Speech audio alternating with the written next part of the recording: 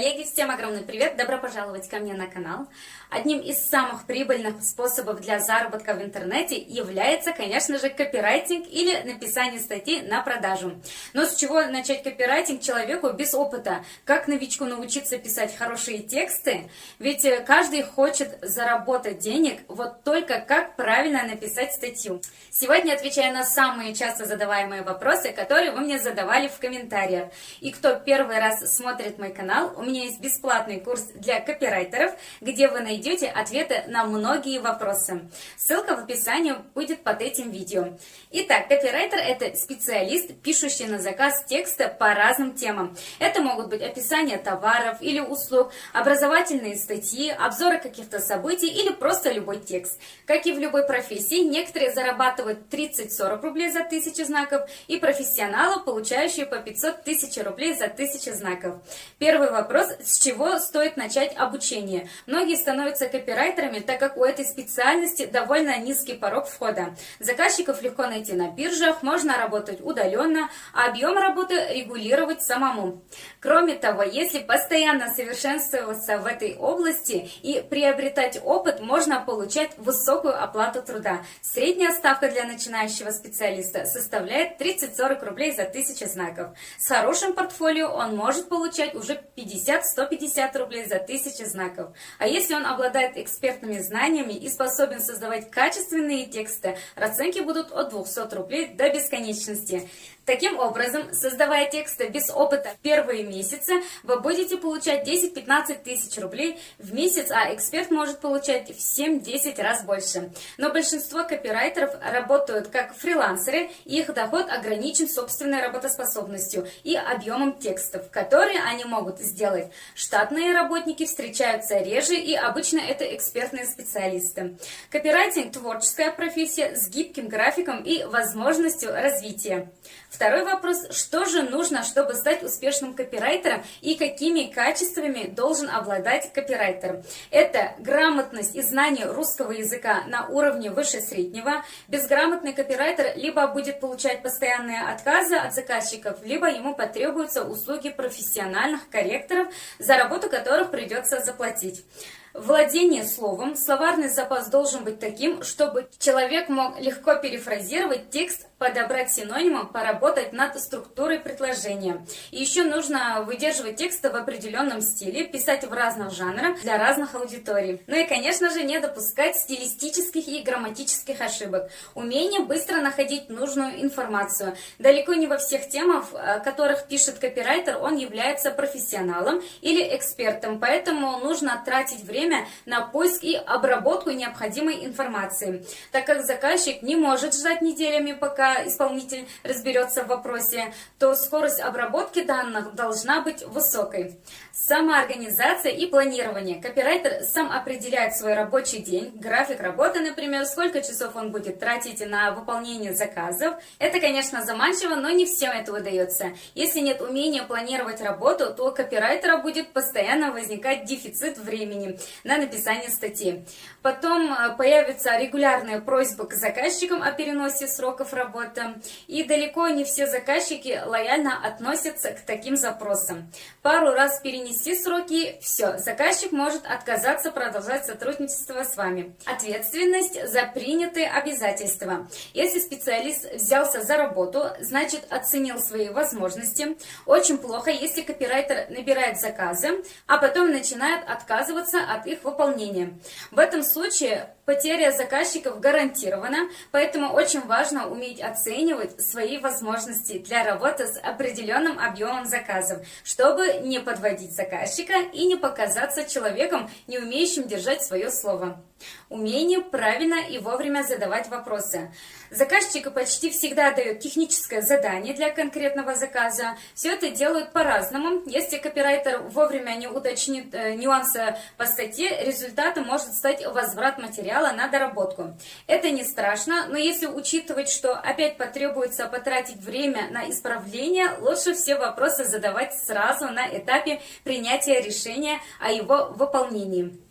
Внимательность при работе с материалом. Во время выполнения заказа необходимо уметь следовать требованиям заказчика и внимательно к ним относиться. И, конечно, проверять статьи, чтобы не сдавать их с опечатками. Хорошие навыки при работе с компьютером. Знание текстовых редакторов, умение переводить текстовые файлы в PDF-формат, работа с простейшими графическими редакторами, размещение в статье картинок, схем и иллюстраций.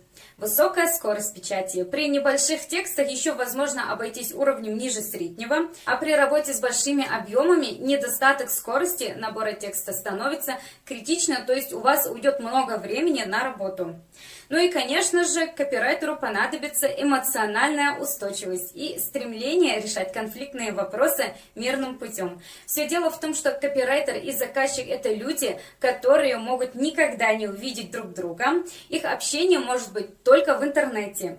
Нужно иметь определенную выдержку и самообладание, когда придется работать со сложным заказчиком. У него могут быть претензии к выполненной работе или просто плохое настроение, которые легче выплеснуть на невидимого собеседника, чем на коллегу, стоящего рядом. В общем, иногда надо уметь не обращать внимания на чужие эмоции, как и в обычной жизни. Лучше просто хорошо делать свое дело, чтобы у заказчика не было серьезных причин для критики. Третий вопрос: с чего начать свой собственный путь копирайтера? На рынке копирайтинга существует огромная конкуренция. Если вы решили стать копирайтером, а с чего начать этот путь зависит от вашего трудолюбия и упорства.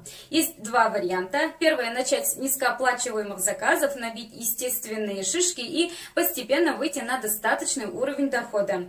И второй вариант — понаблюдать за работой со стороны, закончить курсы копирайтинга, поупражняться в написании текстов, почитать статьи и специальную литературу, сформировать портфолио.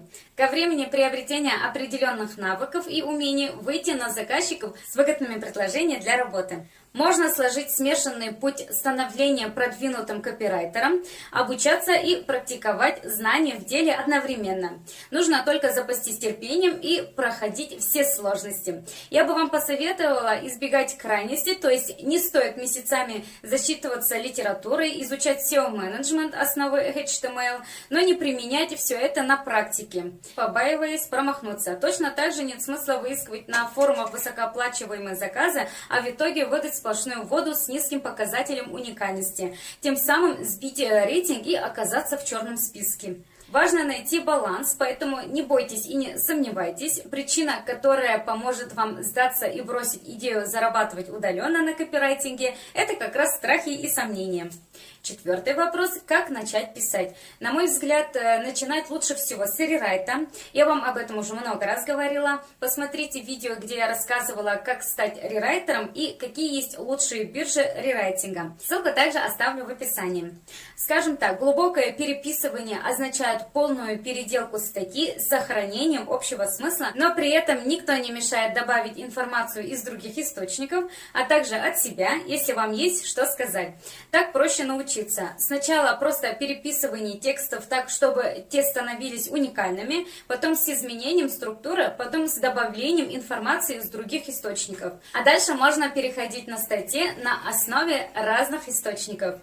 И под конец вы уже будете просто читать материал и писать, не задумываясь отдельно о том, откуда вы что взяли. Но при этом зная, какие источники использовали, и это важно, потому что их иногда просят указывать. Для рерайта иногда заказчик дает исходник, то есть текст, которого вы будете писать, иногда нет. Если нет, их можно находить. Берете тему статьи, смотрите в поисковиках, что есть по ней, потом делаете рерайт. Лучше всего сразу стараться добавлять что-то новое. Почему я советую начинать с рерайта? Потому что даже если у вас хорошо получались сочинения в школе, статьи — это другое. Так вот, рерайт помогает познакомиться с разными текстами и понять алгоритм. И несмотря на то, что некоторые говорят, что интернет забит одним и тем же, я все же считаю, что такие материалы все же нужны.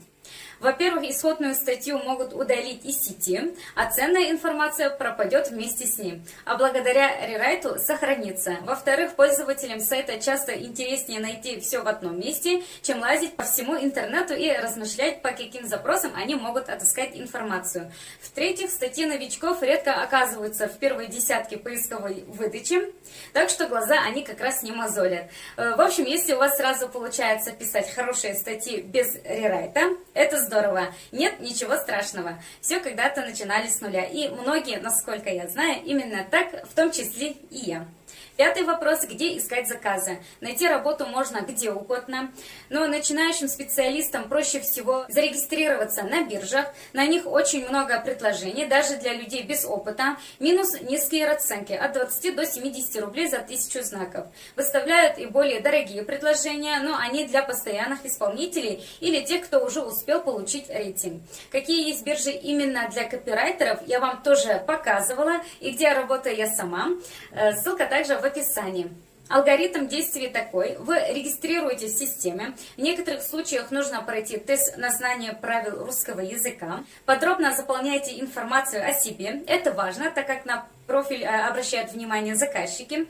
Находите интересный заказ, внимательно читайте условия, оставляете отклик и ждете, пока автор выберет понравившегося исполнителя. Если это вы, придет уведомление. Сроки и стоимость указаны в техническом задании. Есть форма общения с администрацией биржи и с человеком, для которого вы пишете. Самостоятельный поиск клиентов. Этот вариант сложнее, но прибыльнее. Если найти прямого заказчика, то можно договориться на более высокую ставку оплаты, ведь заказчику тогда не нужно переплачивать комиссионные, как это происходит в случае размещения заказов на бирже. Наверняка он может согласиться выплачивать эти деньги копирайтеру. Искать заказчиков самостоятельно можно разными способами. Например, искать в поиске информационные сайты, смотреть на них контактную информацию владельцев и отправлять им свое предложение о сотрудничестве. На некоторых сайтах существуют отдельные страницы с вакансиями, в которых требуется и копирайтера. Можно писать заказчикам личные сообщения на биржах копирайтинга. Делать это нужно предварительно изучив, не нарушает ли это правила биржи. Можно мониторить сайты с вакансиями. В них часто публикуются сообщения заказчиков, которые ищут копирайтеров. Например, на платформе Freelancer Workzilla есть такой раздел. Когда наберете хоть немного опыта, приходите к высокой оплате труда, но постепенно. Просто многие новички слишком переоценивают свои возможности. Например, у вас в школе по русскому языку и литературе была твердая отличная оценка. Или в университете писали различные научные публикации для получения зачета автоматом. И вот вы сели за рабочее место дома перед компьютером и решили, что уровень ваших возможностей гораздо выше всех этих предложений, которыми наполнена биржа. Но с нулевым рейтингом вы много заказов не получите, а точнее не получите ни одного высокооплачиваемого заказа, имея за спиной 0 положительных отзывов и 0 баллов рейтинга. Поэтому сразу поставьте для себя цель, выберите какую-то конкретную числовую планку, которую вам нужно обязательно достичь за такой-то период времени. Не бойтесь брать недорогие заказы, это ведь тоже своеобразный опыт.